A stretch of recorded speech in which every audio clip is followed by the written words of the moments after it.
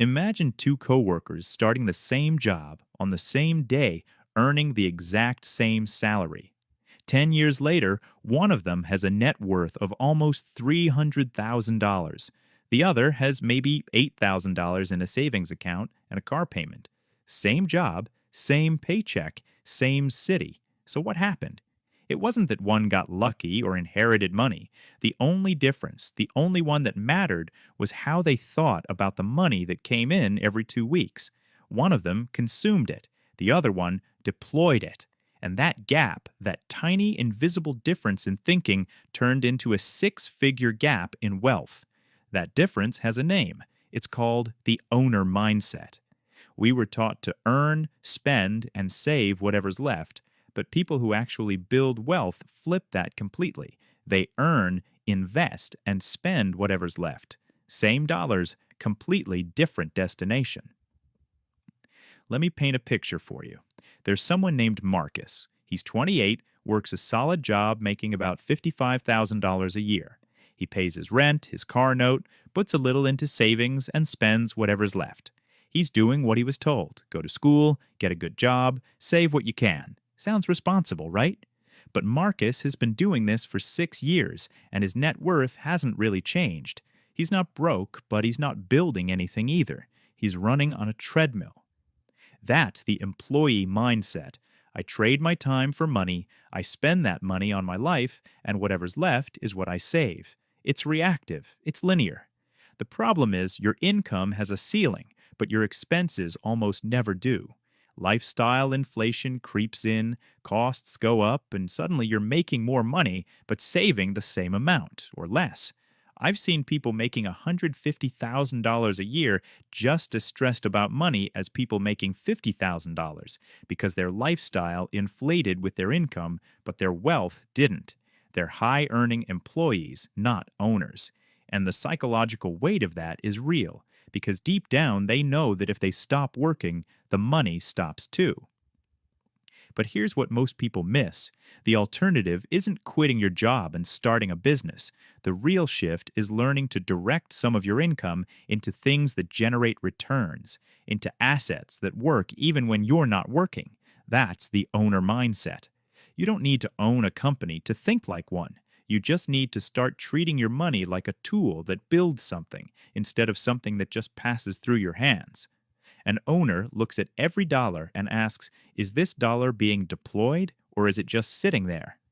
This doesn't mean you never spend on things you enjoy. It means before your money goes to lifestyle, it goes to assets first. An asset is anything that puts money back in your pocket without requiring your direct time. When an employee gets a paycheck and asks, what can I buy? An owner asks, what can I build? Let's get specific. Take $400 a month, about $13 a day, and invest it into a low-cost S&P 500 index fund. At an average historical return of around 10% annually, that turns into roughly $90,000 in 10 years. In 20 years, it's around $300,000. And in 30 years, it's over $790,000.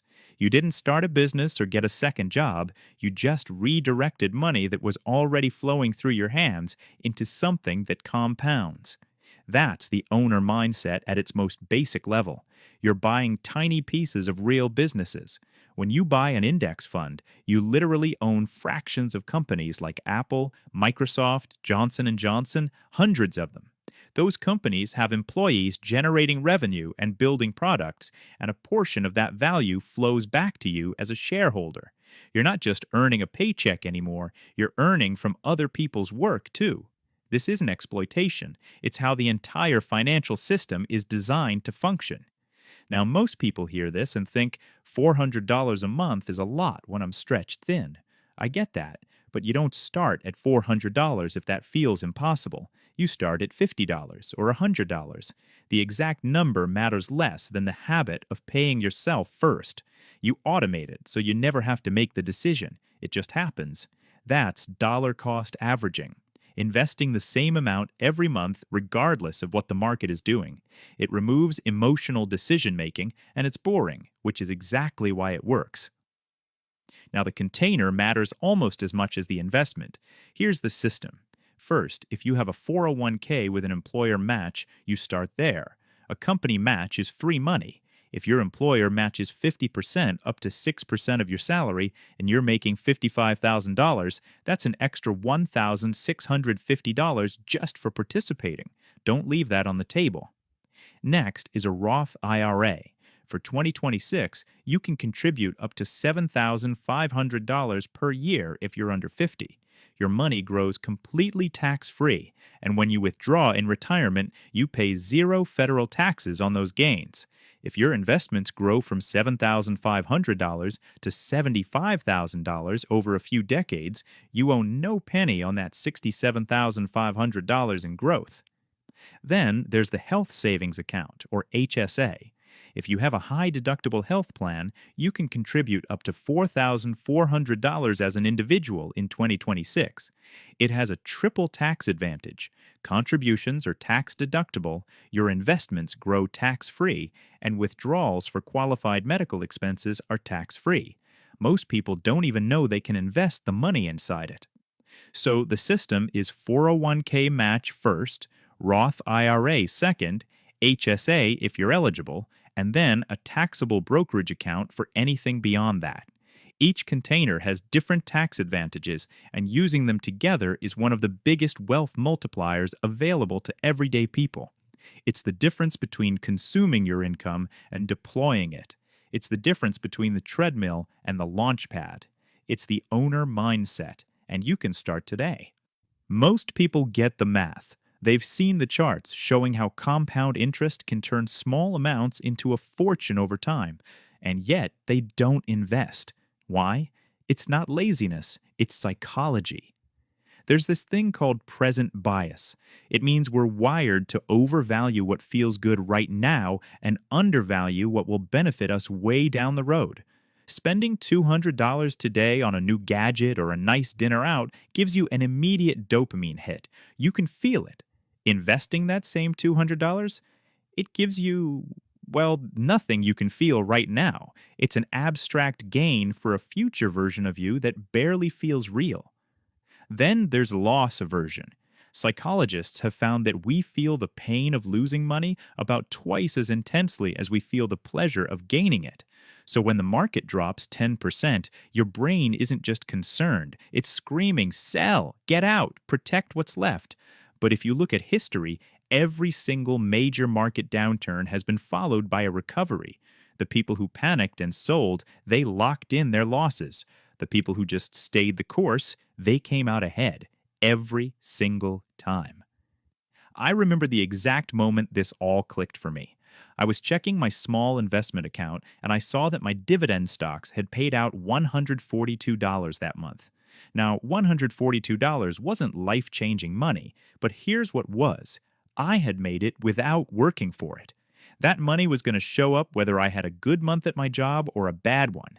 It hit me then. I wasn't just an employee anymore. I was building something that would one day give me freedom from that paycheck to paycheck cycle. That's the turning point. It's when you set up your finances so your emotions don't get a vote. You set up automatic investments. You decide to check your portfolio quarterly, not daily, because you're not a trader trying to time the market. You're an owner. And owners don't sell their entire business just because of one bad quarter. They hold, they reinvest, and they think in decades, not days.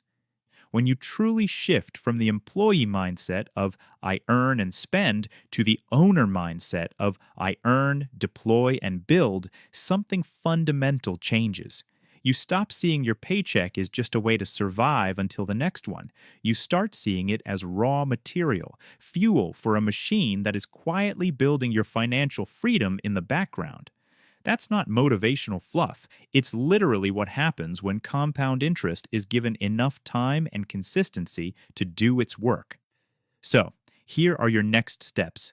Step 1, if you have a 401k with an employer match, log in this week. Make sure you're contributing enough to get the full match. It's free money. If you're not sure how, call HR. It takes 10 minutes. Step 2, open a Roth IRA if you don't have one. Go to Fidelity, Vanguard, or Schwab. It takes about 15 minutes online. Then set up automatic monthly contributions. Choose a broad index fund and just let it ride. Step 3, automate everything. Set up automatic transfers from your checking to your investment accounts for the day after you get paid. When the money moves before you even see it, you'll never miss it. A good system will always beat willpower. Step 4, track your net worth, not just your income. Use a simple spreadsheet or an app to monitor your assets minus your liabilities. Update it once a month. Watching that net worth number grow, even slowly, is what reinforces the owner mindset. And if you're thinking you don't have enough to start, listen, putting in $25 a month is infinitely better than waiting until you feel like you can afford $500. You're not just investing money, you're building the habit. The amounts will grow as your income grows. The gap between people who build wealth and those who don't isn't really about income or intelligence or luck. It's about this one shift. It's deciding to stop thinking like someone who just earns money and starting to think like someone who owns something. You don't have to quit your job. You don't need to start a company. You just need to take the money that's already flowing through your life and point some of it towards assets that grow. That's the entire game. It's just small, consistent actions compounding over time. It's not sexy, it's not fast, and nobody's going to make a viral video about you quietly investing $200 into an index fund. But 20 years from now, when your portfolio is generating passive income while you sleep, that's when you'll feel the true weight of this shift. Now, I'm not a financial advisor, this is just for education, but education paired with action is how real wealth gets built. If this helped you see things differently, consider subscribing and drop a comment to let me know. What's the first thing you're going to do after hearing this? I'll see you in the next one.